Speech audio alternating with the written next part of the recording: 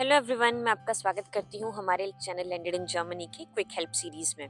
आज मैं आपको बताने वाली हूँ कि बर्लिन में आपको जर्मनी में आपको आते से ही अगर केक्स चाहिए तो ये बहुत बड़ा इशू हो जाता है कि नॉर्मली यहाँ की शॉप्स में बेकरीज जो आप देखते हो अपने आसपास, वहाँ से आप बर्थडे केक्स नहीं खरीद सकते क्योंकि वहाँ पे उनके पास होते नहीं हैं।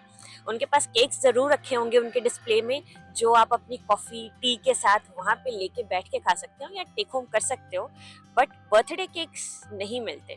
तो यहाँ पे बेसिकली दो तरह की बेकरीज होती हैं, एक होती है बेकरी या बेकरी और एक होती है कॉन्डिटरी।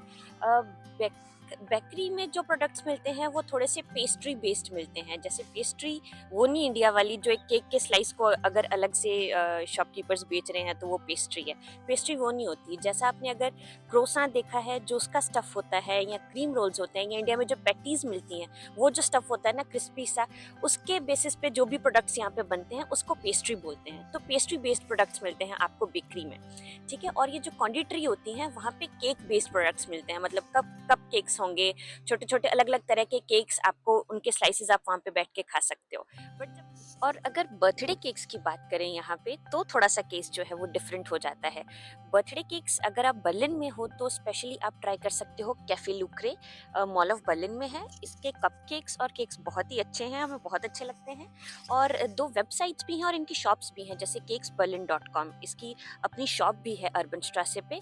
और यहाँ पे एक और है डाइनटॉटी.de, ये वेबसाइट भी है और इनकी शॉप भी है ना। तो आप इन वेबसाइट्स पे जाके चेक कर सकते हो इनका कॉन्टैक्ट नंबर, और इनको कॉन्टैक्ट कर सकते हो, अपने केक्स ऑर्डर कर सकते हो वहाँ पे, है ना। और सच्ची में इन सबके केक्स बहुत अच्छे हैं, मैंने ऑर्डर कर रखे हैं ऑलरेडी।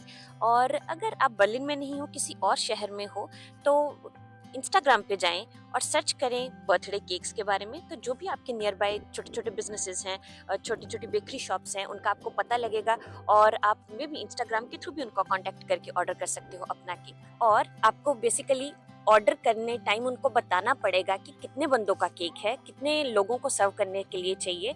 और जनरली ये केक्स महंगे होते हैं, तो मोस्टली केस ऐसा होता है कि यहाँ पे 10 लोगों के लिए मिनिमम केक ऑर्डर होता है, उससे छोटा 4 या 2 लोगों के लिए नहीं हो पाता।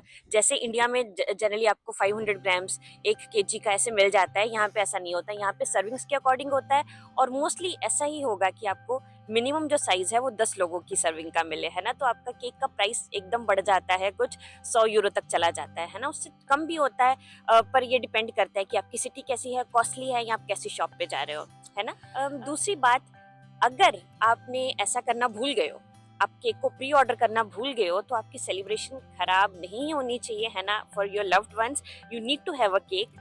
तो यहाँ पे जैसे ग्रोसरी शॉप्स होती है ना, रेवे, एडेका, इनमें फ्रोजन केक्स रखे होते हैं। तो फ्रोजन केक्स ऐसे ही होते हैं, स्पॉन्ज होती है, ब्रेड होती है प्रॉपर, और उस पर प्रॉपर क्रीम होती है। वो इंडियन केक्स के थोड़े से करीब होते हैं, वो अच्छे होते हैं टेस्ट में भी, पर वो थोड़ी सी क्वालिटी जो उनकी होती है वो लोअर साइड पे होती है। But still you can use them, अगर आपके पास और कोई ऑप्शन नहीं है तो।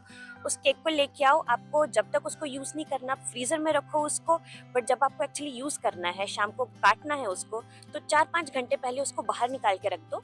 तब तक वो नॉर्मल हो जाता है, उसकी जो भी फ्रोजन जो भी आइस है वो नॉर्मल हो जाती है ना, आइसिंग नॉर्मल हो जाती है, और आप उसको फिर यूज कर सकते हो अपनी सेलिब्रेशन के लिए। तो आई होप कि इस वीडियो को देखने के बाद आपकी कोई भी बर्थडे सेलिब्रेशन बिना केक के नहीं जाएगी।